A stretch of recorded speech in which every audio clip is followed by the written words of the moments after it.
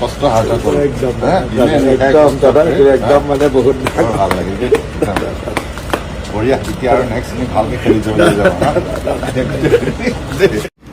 মই সকলোকে আহ্বান জনাম যে আপোনালোকে ভাৰতীয় জনতা পাৰ্টিৰ এই মহামঞ্চত মিলিত হওক যাতে বাংলাদেশী মিয়াৰ আগ্ৰাসনৰ পৰা আমি জাতিটো ভাৰতীয় জনতা পাৰ্টিৰ এই মহামঞ্চত তলত ঐক্যবদ্ধ হৈ আমি বচাব পাৰোঁ। ইতিমধ্যে ভাৰতীয় জনতা পাৰ্টিৰ মেনিফেষ্টো ভিজন ডকুমেণ্ট আপোনালোকৰ সন্মুখত আছে। তাৰ উপৰিও প্ৰধানমন্ত্ৰী নৰেন্দ্ৰ মোদীৰ স্বপ্ন উত্তৰ পূৰ্বক অষ্টলক্ষ্মীলৈ ৰূপান্তৰ কৰা তেখেতৰ আদৰ্শ আৰু ভাৰতীয় জনতা পাৰ্টিৰ ভিজন ডকুমেণ্ট অনুসৰিয়ে আগন্তুক চৰকাৰে কাম কৰিব। এভিকশ্যন নচলাৰ কথাটোতো কেতিয়াও হোৱাই নাই। আমি কৈছিলো যোৱাবাৰ 1.5 লাখ বিঘাত কৰিছিলো, এইবাৰ আমাৰ লক্ষ্য তাতকৈ বেছি হ'ব। বিগত 10 বছৰ বিজেপিৰ যিটো অনিৰুদ্ধ যাত্ৰা, সেই অনিৰুদ্ধ যাত্ৰাক ইতিমধ্যে ৰাইজে সমাদৃত হৈছে আৰু সেয়া যি ৰিজাল্ট আমি পালো। কিন্তু অনাগত 5 বছৰত আমি কি আশা কৰিম? অনাগত 5 বছৰ আমি কোনটো দিশেৰে? অনাগত 5 বছৰটো অসমৰ বাবে এক সোণালী অধ্যায়। কিয়?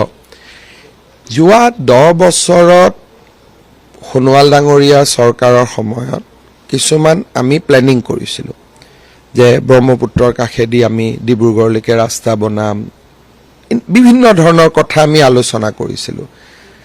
মোৰ মুখ্যমন্ত্ৰীৰ সময়ছোৱাত এই কথাবিলাক আমি গ্ৰাউণ্ডেড কৰিলোঁ, আধাৰশিলালৈ।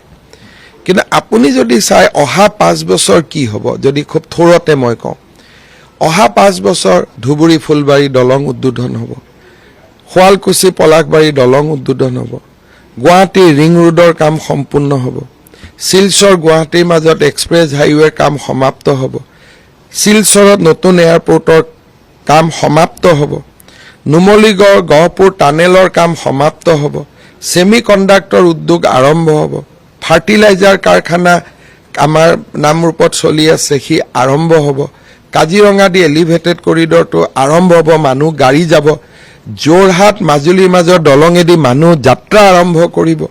তাৰমানে আজিৰ দিনটোতে মই আপোনালোকক যিমানখিনি কথা ক'লোঁ, ৰাতি আপুনি শুই থাকোঁতে এই কথাখিনি ভাবিব যে অকল এইখিনিয়ে হৈ গ'লে অসমখন কিমান পৰিৱৰ্তন হৈ যাব। নাৰেংগী কৰোৱাৰ দলংখন সম্পূৰ্ণ হ'ব। তাৰমানে যোৱা 10 বছৰৰ আমাৰ পৰিশ্ৰমৰ ফল এতিয়া মানুহে মাত্ৰ মুখত শুনিছে আৰু আধাৰশিলা দেখিছে। সম্পূৰ্ণ মাত্ৰ ভাস্কৰ বৰ্মাৰ সেতুখন দেখিলে, বাকীটো একো দেখা নাই। এতিয়া সম্পূৰ্ণ কামখিনি দেখিব আৰু নতুন কামটো আহিবই। কিন্তু একো যদি নতুন কাম নাহে, মাত্ৰ মই কোৱা কথাখিনিকে যদি বাস্তৱত পৰিণত হয়, কিমান অসমখন পৰিৱৰ্তন হ'ব আপোনালোকে চিন্তা কৰক। শিলচৰ গুৱাহাটীৰ ভিতৰত 5 ঘণ্টাত আহিব পাৰিব। দৌৰ মাৰোঁতে গোলাঘাটৰ পৰা আপুনি বিশ্বনাথ চাৰিআলি গৈ পাব, দৌৰ মাৰোঁতে যোৰহাটৰ পৰা মাজুলী গৈ পাব, দৌৰ মাৰোঁতে চিপাঝাৰ গৈ পাব। এই ধুবুৰী মানুহে দৌৰ মাৰোঁতে মেঘালয় তুৰা পাব। গতিকে তাকে আমি বহি আলোচনা কৰিছিলোঁ যে 10 বছৰৰ কামখিনি এতিয়া মানুহে দেখা পাব। কাৰণ ভাৰতত কাম কৰোঁতে কি 5 বছৰ ভাবিব, 5 বছৰ ফাইলৰ কাম কৰিব, ঠিকা ঠাকুলি দিব, শেষৰ 5 বছৰত খেতিটো আপুনি কাটিব। আমি তাকে চিন্তা কৰিছিলোঁ যে এতিয়া যদি এই মুহূৰ্তত কংগ্ৰেছৰ চৰকাৰ আহিলেহেঁতেন গোটেইবোৰতো খেলি মেলি হৈ গ'লহেঁতেন। সেইকাৰণে এই 5 বছৰত আমাৰ খেতিটো কটাৰ সময়। যি প্ৰথম পৰিকল্পনা হ'ল, তাৰপিছত আমি ৰোপণ কৰিলোঁ। এতিয়া মাঘ বিহুৰ সময়ত আমি শস্য নচপাওঁ জানো? এই 5 বছৰ হৈছে শস্য চপোৱাৰ সময়। মইতো মানুহে দেখা পাওক বুলি জোৰ জবস্তি চানমাৰী ফ্লাইঅভাৰখন কৰিলোঁ। নিয়মতে তাক আৰু 6 মাহ দৰকাৰ, কাৰণ ওপৰত কাম কৰিব আছে, তলত আছে। কিন্তু বা ভাস্কৰ বৰ্মা সেতুখনৰে আচল নেগুৰটোতো লগাই নাই, 6 মাহৰ পিছতহে লাগিব। তাৰমানে কাম দেখুৱাৰ সময় হ'ল এই 5 বছৰ, ফলাফল দেখুৱাৰ। কিন্তু মানুহক কিবা এটা ইলেকশ্যনৰ আগত দেখুৱাব লাগে বুলি এইখিনি জোৰ জাৰ কৰি কৰিছোঁ। এটা মাজুলীতে এখন দলং উদ্বোধন কৰিছোঁ, কিন্তু লখিমপুৰ গৈ লাগিব পৰা ছেকেণ্ড দলংখন হোৱা নাই। তাৰমানে এতিয়া মাত্ৰ যে মানুহে বিশ্বাস কৰক যে আমি কৰিছোঁ বুলি, এইটো হ'ল অলপ যে মানে ভাতটো বনোৱাৰ আগতে অলপ সিজিছে নে নাই চাওঁ, এই যোৱাখিনি আছিল সিজিছে নাই চোৱাৰ সময়, কিন্তু আচল ভাতটো এতিয়াহে আমি খাম। গতিকে এই 5 বছৰ যদি আমাৰ চৰকাৰখন নাহিলেহেঁতেন আমাৰ বহুত দুখ লাগিলেহেঁতেন, কাৰণ যোনে ফিতা কাটে নামটো তাৰহে হ'ব। গতিকে বাকীটো কোনে আধাৰশিলা কৰিছিল তাৰতো নাম নহয়, আধাৰশিলা কৰা ফলকখন একাষৰীয়াকৈ পৰি থাকে, উদ্বোধনৰ ফলকখনহে ডাঙৰ হয়। দিল্লীত অসম ভৱন নিৰ্মাণ নতুন হৈ আছে, সম্পূৰ্ণ হ'ব। কলিকতাত ইমান ডাঙৰ অসম ভৱন, বম্বেত মাতি লৈছোঁ, সোণোৱাল ডাঙৰীয়াই দিছে, তাতে ডাঙৰ অসম ভৱন হ'ব। বেংগলোৰৰ অসম ভৱন ৰেডি হৈ আছে, ফিটা কাটিব লাগে, খালি হোৱাইট ৱাশ্বিঙৰ কামটো বাকী আছে। ইমানবোৰ কাম কৰি থোৱা আছিলে, কিন্তু যোৱা সময়ৰ আগতে আমি দেখুৱাব পৰা অৱস্থাত নাছিলোঁ। কেইটামান চিজাৰিয়ান অপাৰেশ্যন কৰি মানুহক দেখুৱাইছিলোঁ, কিন্তু নৰ্মেল ডেলিভাৰীটো এতিয়াহে হ'ব। সেইকাৰণে এই 5 বছৰ হ'ব অসমৰ আটাইতকৈ স্বৰ্ণীল সময়। মানুহে পৰিৱৰ্তনটো দেখা পাব যে মোৰ ৰাজ্যখন দেখোন এনেকুৱা হৈ গ'ল। এইখিনি দেখোঁতে মানুহে ইমান প্ৰশংসা কৰি আছে, আৰু মইতো কৈছোঁ যে এইখিনি নিত্য নাটিকাহে, নাটকখন এতিয়াহে হ'ব। যোৱা 10 বছৰ ভাৰতীয় জনতা পাৰ্টীৰ চৰকাৰখনে অসমৰ ৰাইজৰ প্ৰতি অত্যন্ত নিষ্ঠা আৰু সততাৰে সৈতে সেৱা আগবঢ়াই আহিছে। সৰ্বানন্দ সোণোৱাল ডাঙৰীয়াৰ নেতৃত্বত প্ৰথমে, আৰু তাৰ পিছত মই যিমানখিনি পাৰোঁ আমি চেষ্টা কৰিছিলোঁ যাতে নৰেন্দ্ৰ মোদী ডাঙৰীয়াৰ সপোনবোৰ বা উত্তৰ পূৰ্বক তেখেতে অষ্টলক্ষ্মী বুলি কয়, সেই তেখেতৰ আদৰ্শ আৰু সংকল্পক আমি যাতে অসমত ৰূপায়ণ কৰিব পাৰোঁ। আৰু যোৱা 10টা বছৰত ভাৰতীয় জনতা পাৰ্টীৰ চৰকাৰখনে কৰি অহা কামক আজি অসমৰ ৰাইজে হিয়া উজাৰি স্বীকৃতি দিছে। ভাৰতীয় জনতা পাৰ্টীৰ ইতিহাসত গুজৰাট, হাৰিয়ানাৰ পিছত তৃতীয়বাৰ একেধাৰে চৰকাৰ অহা যি এক প্ৰাপ্তি আজি অসমে লাভ কৰিছে। আৰু আমাৰ ভাৰতীয় জনতা পাৰ্টীৰ পৰিয়ালটোৰ কাৰণে ইয়াতকৈ ডাঙৰ গৌৰৱৰ কথা একোৱেই নাই। আজিৰ এই এটা আনন্দৰ মুহূৰ্তত মই সোণোৱাল ডাঙৰীয়াৰ বাসভৱনলৈ আহি তেখেতৰ লগত আনন্দটো অলপ, যিটো আমাৰ এটা নিয়ম আছে যে আমি ভগাই লওঁ, আমি কোনো বস্তু অকলে ৰাখি থ'ব নোৱাৰোঁ, আমাৰ আনন্দ উৎসাহ আমি সদায় মনে মিলা মানুহৰ লগত আমি একেলগে ভগাই লওঁ, এইটো আমাৰ পৰম্পৰা। মই অলপমান ৰিজাল্টৰ পূৰা ল'লোঁ, পাৰ্টীৰ অফিচতো গ'লোঁ, কিন্তু সৰ্বানন্দ সোণোৱাল ডাঙৰীয়াৰ লগত প্ৰাপ্তিৰ আনন্দ যেতিয়ালৈকে বিতৰণ কৰি নলওঁ তেতিয়ালৈকে মনটো কিবা এটা যেন বাকী থাকি গ'ল তেনেকুৱাই অনুভৱ হৈ থাকিব। যোৱা 1 বছৰ ধৰি গোটেই নিৰ্বাচনৰ পৰিকল্পনাত সোণোৱাল ডাঙৰীয়াৰ লগত একেলগে আমি কথা বতৰা পাতি আগবাঢ়িছিলোঁ। যোৱাকালিও ৰিজাল্ট ওলোৱাৰ, আজি ৰিজাল্ট ওলাব, যোৱাকালিও সোণোৱাল ডাঙৰীয়াই মোক ফোন কৰি কৈছে যে হিমন্ত 100 হৈ যাব। আমি দুয়োজনে আজি বহু দিনৰ পৰা 100ৰ কথাটোকে আলোচনা কৰি আছিলোঁ। সেইকাৰণে আজি আমি ক'লোঁ যে তেওঁৰ মুখেদিও 100 ওলাই আছিলে, মোৰ মুখেদিও 100 ওলাই আছিলে, আৰু 100 হৈ গ'ল। এই ধৰণৰ কথাবিলাকে আমি দুয়োজনে অলপ পাতিলোঁ, আৰু ভালো লাগিলে। ইমান এটা আমাৰ পৰিয়ালটোৰ কাৰণে ইয়াতকৈ আনন্দ একো হ'ব নোৱাৰে যে তৃতীয়বাৰলৈকে চৰকাৰখন উভতি আহিছে। এটা কথা মনত পৰিছে যে আপুনি কিছুদিন আগত মই যেতিয়া সুধিছিলোঁ আপুনি কৈছিলে যে 102 পাম। আজি যেতিয়া ফলাফল প্ৰকাশ পালে তাৰ পিছত মই মনত পৰিছে যে আপুনি 102 বুলি কৈছিলে। চাওক, ইয়াত কোনো যাদু নাই। প্ৰথম কথাটো হ'ল যে অসমত হিন্দু মানুহে জিকাব পৰা 103টা চিট আছে। এইটো হ'ল ডিলিমিটেশ্যনৰ পিছত যে হিন্দুৱে কিমান MLA জিকাব পাৰে। হিন্দুৱে জিকাব পৰা MLAৰ সংখ্যা হ'ল 103। তাৰ ভিতৰত মই প্ৰথমৰ পৰাই ধৰি লৈছিলোঁ যে শিৱসাগৰটো আমি নাপাওঁ। গতিকে বাকী মোৰ দৃষ্টিত হাৰিবলগীয়া চিট নাছিলে। কোনোবা চিটত মাৰ্জিন কম হ'ব, বেছি হ'ব, সেইকাৰণে 102। আৰু পবিত্ৰ মাৰ্ঘেৰিটাক মই এখন কাগজত 102 বুলি কৰি পেলাই মই তেওঁক চহী মাৰিও দিছিলোঁ। আজি তেওঁ কাগজখন যোৰহাটত দেখুৱাইছে। আৰু মই যেতিয়া 102 বুলি কৈ আছোঁ, সোণোৱাল ডাঙৰীয়াই মোক কৈছে যে 100 হ'বই, 100 আমি পাৰ কৰিম। গতিকে হিচাপটো আমাৰ একেটাই যে আমি জিকিব পৰা কিমান আছে, কাৰণ আমিতো এতিয়াও জানো যে অসমত একেবাৰে 100%, 90%, 80% মুছলিম মানুহ থাকিব পৰা চিটত জিকাৰ সক্ষমতাটো আমি বিচাৰো বা নিবিচাৰো এতিয়ালৈকে আমাৰ হোৱা নাই। গতিকে কিন্তু আমি এইটোও জানিছিলোঁ যে হিন্দু মানুহে জিকাব পৰা সকলো চিটে এইবাৰ আমি জিকিম, সেইটো আমাৰ মনত সংকল্প আছিলে। আৰু আজি এইটোৱে হ'ল, শিৱসাগৰটো জিকিলে ভাল লাগিলেহেঁতেন, 103 হ'লহেঁতেন, কিন্তু প্ৰথমতে আমি ধৰিছিলোঁ যে শিৱসাগৰটো নিজিকো, মাজত জিকিম যেনো লাগিছিল। কিন্তু প্ৰদীপ হাজৰিকা আমাৰ কেনেকুৱা হৈছে যে বিৰোধী প্ৰাৰ্থী এজন, আমাৰ প্ৰাৰ্থী 2জন, গতিকে সেই চিটটো জিকাৰ কাৰণে বহুত মানে বাস্তৱিক কোনো ভিত্তি নাছিলে, সেইকাৰণে আমি হাৰিলোঁ। কেতিয়াবালৈকে এইটো চিটটো জিকিম, 103টালৈকে আমি যাব পাৰোঁ। আপোনাৰ অংকবিলাক ইমান মিলে কেনেকে? আপোনাৰ প্ৰতিবাৰ নিৰ্বাচনত আপোনাৰ অংকটো প্ৰায় পাৰফেক্ট হয়, 1-2 ইফাল সিফাল হয়, অংকটো কি আছে? অংকটো মিলাৰ কাহিনী এটাই যে যেতিয়া আপুনি গোটেই অসমত ইলেকশ্যনৰ সময়ত মিটিং কৰিব, মিটিঙত বহিলে মানুহৰ ৰেছপন্সটো চাই ঘূৰি আমি আহি ৰাজনীতি কৰা মানুহে ক'ব পাৰে যে এইটো চিট আমি জিকিম বা হাৰিম। বহুত চিম্পুল কথা, ইয়াত কোনো কথা নাই। যেনেকে যদি সোণোৱাল ডাঙৰীয়াক সোধে যে তেখেত যিমান কেইখন মিটিঙত গৈছে, ঘূৰি আহি গধূলি কাৰোবাক কৈছে যে এইটো চিট আমি জিকিম, অৰ্থাৎ মানুহৰ ৰেছপন্স, আত্মীয়তা, এইখিনি দি মানুহে ধাৰণা কৰিব পাৰে যে এই চিটটো জিকিম বা হাৰিম।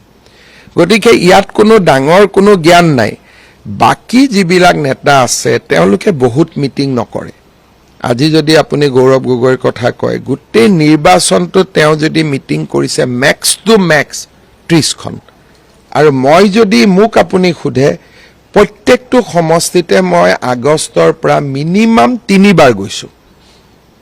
প্ৰথমবাৰ যাওঁতে কিমান মানুহৰ মৰম, দ্বিতীয়বাৰ কিমান মৰম, তৃতীয়বাৰ কিমান মৰম, শেষ মিটিংখনত কিমান মৰম, এই গোটেই কথাবোৰ এনালাইচিছ কৰিলেই যোগ বিয়োগটো ওলাই যায়। ইয়াত কোনো বহুত ডাঙৰ অংক একো নাই। আৰু পলিটিচিয়ানৰ গোটেই শক্তিটোৱে হৈছে জনতা। মানুহক চায়ে সিদ্ধান্ত লয়। মানুহে যদি মুখখন ঘূৰাই বিকটাই দিলে আপুনি গম পালে যে ইয়াত কাম নহ'ব, ইয়াত মানুহে আমাক বেয়া পায়। এইবাৰ দেখা গৈছে যে নিৰ্বাচনটোত 3গৰাকী প্ৰাক্তন মুখ্যমন্ত্ৰীৰ পুত্ৰ পৰাজয় বৰণ কৰিছে। এইটো চাওক, তেওঁলোকে পৰাজয় বৰণ কৰিছে, কাৰোবাৰ পৰাজয়ত আনন্দ পাবলগীয়া একো নাই। বিশেষকৈ হিতেশ্বৰ শইকীয়া ডাঙৰীয়াৰ পুত্ৰৰ যিটো পৰাজয়, সেইটো ব্যক্তিগতভাৱে মই কেতিয়াও আনন্দ নকৰোঁ যে খুব ভাল হ'ল। কিন্তু এইটো ঠিক যে ৰাজনীতিত যিটো আমি নীলা তেজ বুলি কওঁ, ব্লু ব্লাড বুলি কওঁ, সেইটো মানুহে বিচৰা নাই। তেওঁলোকে নিজৰ পৰিচয় এটা লোৱাৰ সময় আছিলে। কিমান দিন আপুনি হিতেশ্বৰ শইকীয়া ল'ৰা হৈ থাকিব, কিমান দিন তৰুণ গগৈ ল'ৰা হৈ থাকিব, কিমান দিন ভূমিধৰ বৰ্মনৰ ল'ৰা হৈ থাকিব? আপুনি নিজে দিগন্ত বৰ্মন হ'ব লাগিব, আপুনি নিজে গৌৰৱ গগৈ হ'ব লাগিব, আপুনি নিজে দেৱব্ৰত শইকীয়া হ'ব লাগিব।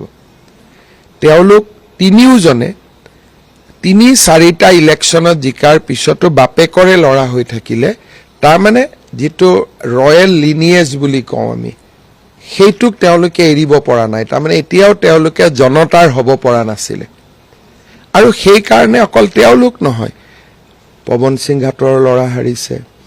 এক প্ৰকাৰ যিমান ৰিলেটিভ উঠিছিলে, আত্মীয় উঠিছিলে, গোটেইকেইজনেই নিৰ্বাচনত পৰাজয় বৰণ কৰিছে, গোটেইকেইজনেই। এটা কথা, আপুনি যেতিয়া পশ্চিমবংগৰ নিৰ্বাচনত ব্যস্ত আছিল তেতিয়া বহুতে কৈছিল যে বিজেপিত প্ৰকাৰ চিপ্ৰাং চলিছে, ইজনে সিজনক দিছে, ৰিজাল্টে দেখোন কথাটো বেলেগ ধৰণৰ। ৰঞ্জিত দাসে মোক কলিকতাত এই কথাটো ক'লে, তেতিয়া ময়ে ক'লো আপুনি ফেচবুকত দি নিদিয়ে কিয়? অলপ ফূৰ্তি ল'লো, বাকী একো কথা নাই।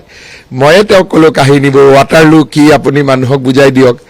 মনোৰঞ্জন তালুকদাৰে ইণ্টাৰভিউত কয় যে ৱাটাৰলু হৈছে, ৱাটাৰলু যুদ্ধৰ মিনিং কি? ৰঞ্জিত দাসে মোক বুজালে, ময়ো চালো যে ৱাটাৰলু মানে পিছফালৰ পৰা মাৰিহে নেপলিয়ন বোনাপাৰ্টক পৰাজিত কৰা হৈছিলে। তেতিয়া মই ৰঞ্জিত দাসক ক'লো এই কাহিনীটো আপুনি নিদিয়ে কিয় মানুহক? দিগন্ত কলিতাক মই ৰাতিপুৱা ফোন কৰি উঠো, আজি সোধো যে আজি গাদ্দাৰৰ কোন নম্বৰ লিষ্টখন ওলাব। এইবিলাক হ'ল একোটা চিৰিয়াছ ইলেকশ্যনৰ পিছত অকণমান যিটো ফূৰ্তি লোৱা যায়, এই গোটেইটো ৰঞ্জিত দাসে লিখা, দিগন্ত কলিতাই লিখা, এই গোটেইখিনিৰ কালপ্ৰিতটো মোকেই বুলি ক'ব লাগিব। গোটেই কালপ্ৰিতটো ময়ে আছিলোঁ। মই ৰাতিপুৱা ফোন কৰি দিগন্ত কলিতাক সোধোঁ যে আজি গাদ্দাৰ লিষ্ট 2খন নোলায় নেকি, 3খন নোলায় নেকি। ইও ভাবে যে মুখ্যমন্ত্ৰীয়েতো ভালেই পাইছে। পিছত আৰু বেংগলত নহ'লে ইমান গৰম, ৰাতিটো কিবা এটা কৰি থাকিব লাগে। গতিকে আমাৰ বেংগলত ডাঙৰ টীম এটা আছিলোঁ। অসমক অমিত শ্বাহ ডাঙৰীয়াই 35টা ছিট চাব দিছিলে। প্ৰায়কেইটা ছিটতে আমি সফলতা অৰ্জন কৰিছোঁ। অসমৰ টীম এটা আছিলে, সেই টীমটোক 35টা ছিট চাব দিছিলে আৰু বিশেষ কাম কিছুমান দিছিলে। মোক কৈছিলে তই মিটিং কৰিবি, টীমটো এইখিনি কাম কৰিব।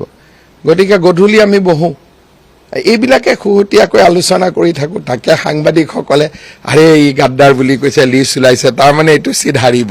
কিন্তু তেওঁলোকে বুজি পোৱা নাই যে ইয়াৰ কলাকাৰজন বেলেগ, তেওঁ ফূৰ্তি লৈ আছে বুলি। 35টা ছিট গোটেইকেইটা হৈছে নেকি? মই গোটেই লিষ্টখন চেক কৰা নাই, কিন্তু প্ৰায়খিনিয়ে আমি জিকিছোঁ বুলি অশোক সিংঘালে মোক কৈছে। লিষ্টখনৰ ছিটৰ নাম গোটেইখিনি অশোক সিংঘালৰ লগতে আছে। ইয়াত চেঞ্চুৰী, তাত একদম মই এইটো একচুৱেলি মই নাজানো মা কামাখ্যাই মোৰ মুখেদি কেনেকৈ উলিয়াই দিলে। বেংগলত মই প্ৰথম মিটিংখনতে কৈ গৈছিলোঁ যে আছামে চেঞ্চুৰী হবে, বাংলাই ডাবল চেঞ্চুৰী হবে। এনেই কৈছিলোঁ ফূৰ্তিতে, হৈ গ'ল আৰু কি কৰিম এতিয়া। কিন্তু এটা কথা চাওক, বেংগলৰ আপোনালোকৰ যি 35টা সমষ্টিৰ কথা কৈছে উত্তৰ বংগৰ ক্ষেত্ৰত, এই উত্তৰ বংগত কিন্তু প্ৰথমবাৰৰ কাৰণে উত্তৰ বংগ নহয়, আমাক যিমান চাব দিছিলে, মই মানে আপোনালোকে অশোক সিংঘালক কেতিয়াবা সুধিব কলিকতাৰ ওচৰ পাজৰৰ ছিটখিনি, কাৰণ বেংগলৰ উত্তৰ বেংগলৰ ইলেকশ্যনটো ফাৰ্ষ্ট ফেজত আছিলে 23 তাৰিখে। মই মিটিং কৰিছোঁ উত্তৰ বেংগলত, কিন্তু আমাক যি বিশেষ কামৰ দায়িত্ব দিছিল সেইখিনি কলিকতা প্ৰেচিডেঞ্চিত দায়িত্ব দিছিলে। কিন্তু প্ৰথমবাৰৰ কাৰণে দেখা পোৱা গৈছে যে বিজেপি এফালে যেনেদৰে সফলতা লাভ কৰিছে, সমান্তৰালকৈ এজনো লোক হতাহত নোহোৱাকৈ প্ৰথমবাৰৰ কাৰণে এটা পশ্চিমবংগ। আজি প্ৰধানমন্ত্ৰী ডাঙৰীয়াই তেওঁৰ ভাষণত কৈছে যে এইটো প্ৰথম ইলেকশ্যন য'ত বেংগলত পলিটিকেল ভায়লেঞ্চ হোৱা নাই। 2019 চনত মই যেতিয়া প্ৰথম বেংগলত গৈছিলোঁ, কিমান শিল মাৰিছিলে হিচাপ নাছিলে। এইবাৰ পলিটিকেল ভায়লেঞ্চো নাছিলে। আৰু আজি প্ৰধানমন্ত্ৰী ডাঙৰীয়াই আবেদন কৰিছে যে কোনো ৰাজনৈতিক দলেই যাতে জয় আৰু পৰাজয়ৰ পুতক নুতুলে। আৰু আজি এতিয়া গধূলি 9:30 হ'ল, বেংগলত এতিয়ালৈকে কোনো ধৰণৰ ৰাজনৈতিক হিংসাৰ বাতৰি নাই। অৰ্থাৎ বিজেপিয়ে নিৰ্বাচনত দিয়া প্ৰথম প্ৰতিশ্ৰুতিটো যে ভয় আউট, ভৰসা ইন, যে ভয় নোহোৱা হ'ব, ভৰসাৰ ৰাজনীতি আৰম্ভ হ'ব। আজি এক প্ৰকাৰ আমি প্ৰথম প্ৰতিশ্ৰুতিটো আমি পালন কৰিলোৱেই। মানে দিদিৰ অহংকাৰ ধূলিসাৎ কৰি দিলে।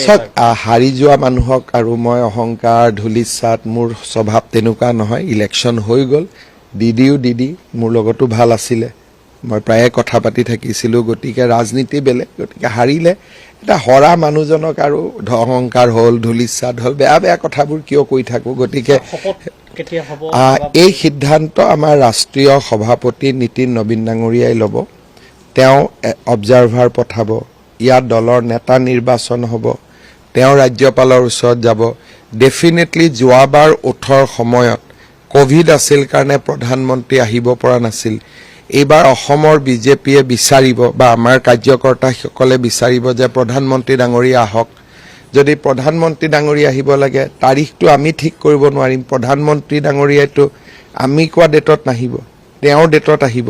সেইকাৰণে মই ভাবোঁ যে শপত গ্ৰহণৰ বিষয়ে আলাপ আলোচনা কৰাৰ কাৰণে আমাক আৰু 2-3 দিন লাগিব।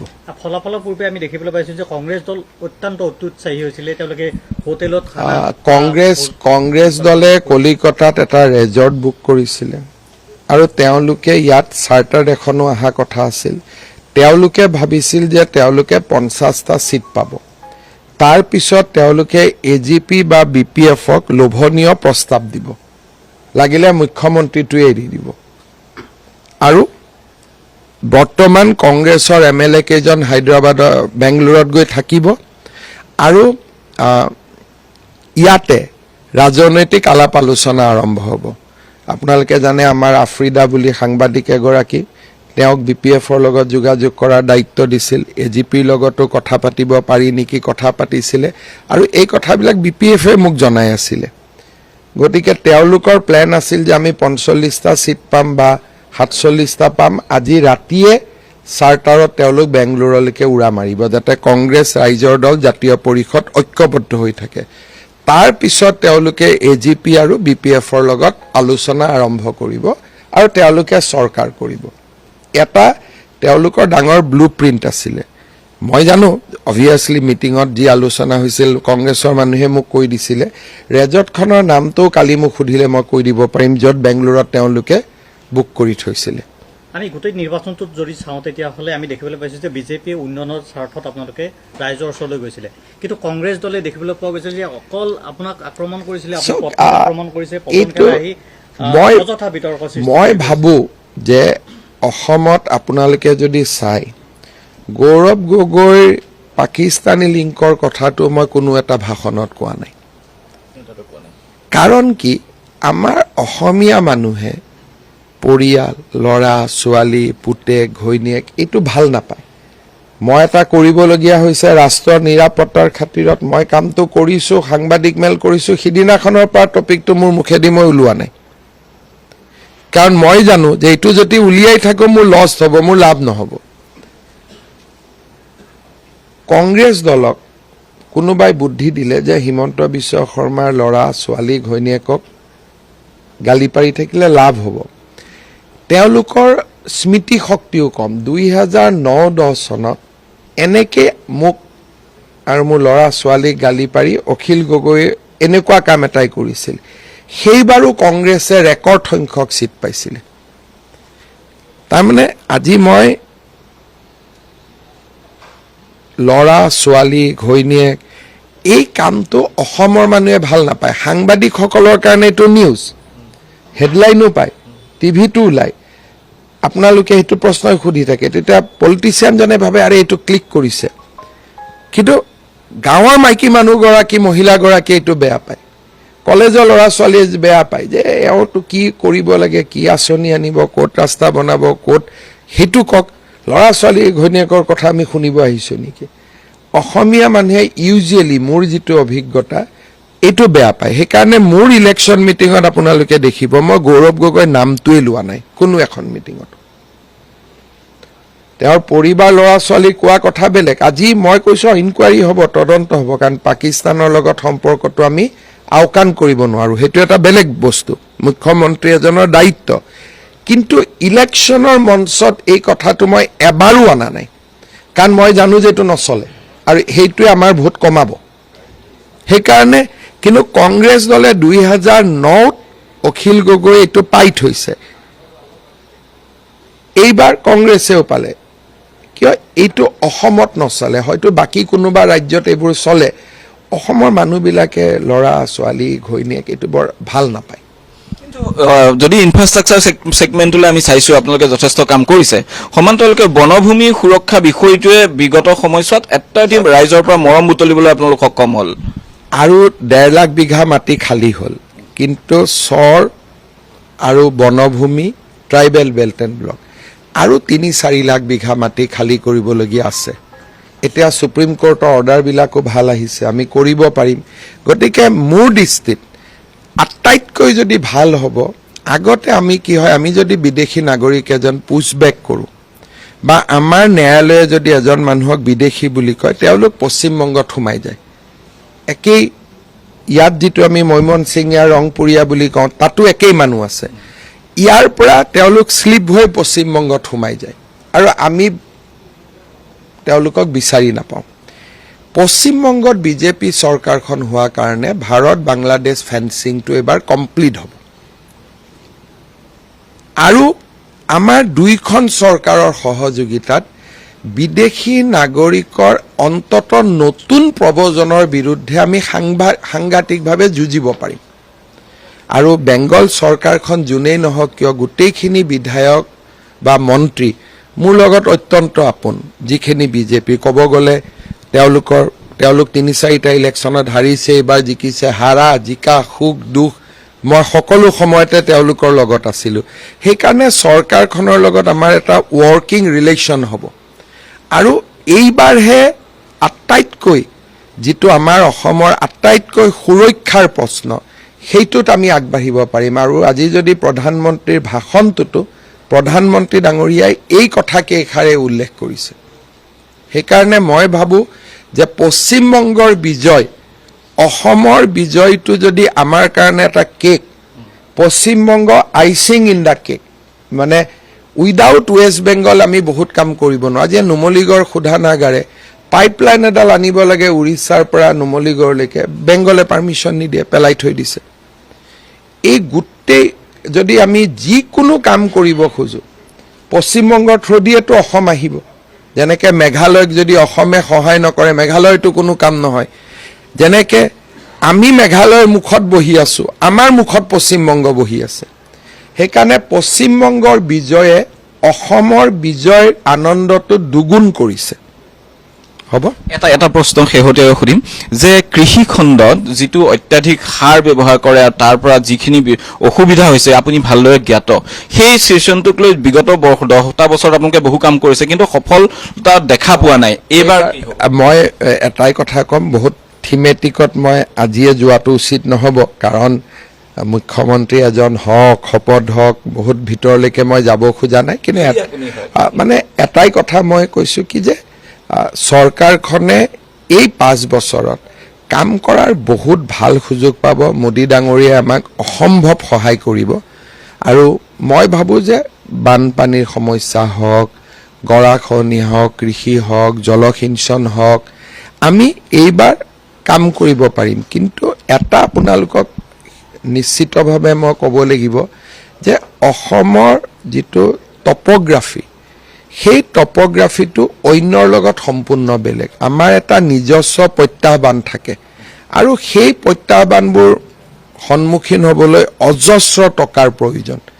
সেইকাৰণে কিছুমান কাম মনত ইচ্ছা থাকিলেও কৰিব নোৱাৰি, আৰু কিছুমান কাম কৰিব পাৰি। গতিকে দেখা যাওক, চৰকাৰখন আহক, সকলোৱে আশীৰ্বাদ কৰক, কামবোৰ ভাল হ'ব আৰু ভাল কাম কৰিব সকলোৱে। মামাক বহুত বহুত আন্তৰিক শুভেচ্ছা জনালোঁ, আৰু আশা কৰিছোঁ এইবাৰ অসমখন আৰু উন্নতিৰ পথত আগুৱাই যাব। অসমখন অনতিপলমে বাংলাদেশী মুক্ত এখন অসম হ'ব, আৰু এইখন খিলঞ্জীয়াৰ অসম হ'ব, তাৰে আশা কৰিলোঁ। ধন্যবাদ ভিডিঅ'টো সম্পূৰ্ণকৈ চোৱাৰ বাবে। আৰু এনেকুৱা ধৰণৰ ভিডিঅ' নিতৌ পাই থাকিবলৈ চেনেলটো ছাবস্ক্ৰাইব কৰি দিব, আৰু লগতে ভিডিঅ'টো এটা লাইক আৰু হাইপো কৰিব। ধন্যবাদ। আজিলৈ ইমানে, লগ পাম অন্য এটা ভিডিঅ'ত।